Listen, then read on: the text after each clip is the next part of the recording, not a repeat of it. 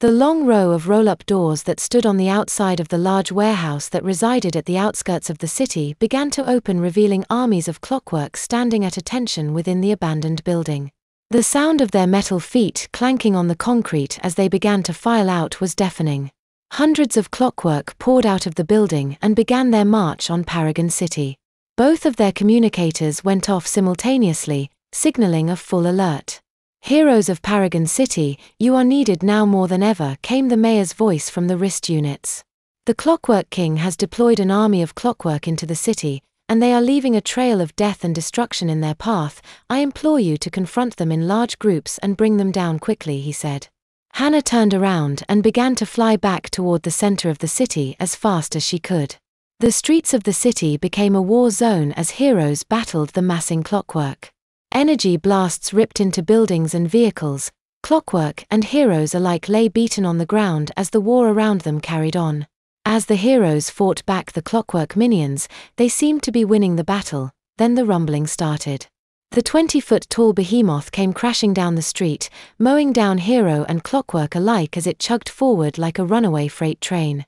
"All will kneel to the will of the Clockwork King," the giant bellowed in a cold mechanical voice. "What the hell is that thing?" Jessica asked as she and Hannah watched the rampaging colossus tear down the street. "That would be Babbage," Hannah said. "He's kind of like the Clockwork King's bodyguard," she told Jessica. "Is anything going to be able to stop it?"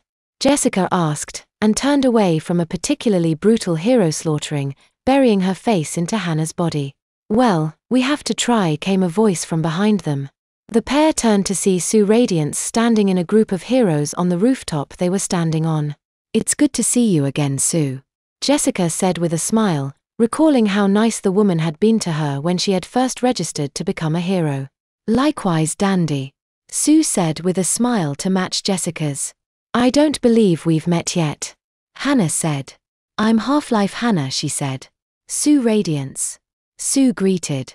"These are the members of my team," she said and pointed each member out. "This is Firewater," Sue said, pointing to a buxom red-skinned cowgirl. "Final Flame," she said, pointing to a female dressed in robotic-looking armor adorned with airbrushed flames on it. "And finally Riva," she said and pointed to a teenage girl wearing a bodysuit that was covered with neon blue circuitry. "We're the heroes of tomorrow," she said. "Well, you guys certainly look formidable," Jessica said with a wide smile. Sue nodded. "You ladies are welcome to join us and help out," she said. "I don't Hannah started. "We're in," Jessica blurted out, interrupting Hannah. "Then let's do this," Sue said, taking to the air with Final Flame trailing behind her. Riva's suit began to crackle with electricity and she ran to the edge of the building and leapt off toward the battle. Firewater created a lasso out of fire she conjured from her hands and roped a gargoyle statue on a nearby building and swung off the rooftop.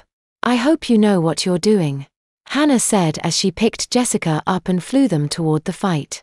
"Me too," Jessica said quietly to herself as they began to close in on where Babbage was rampaging.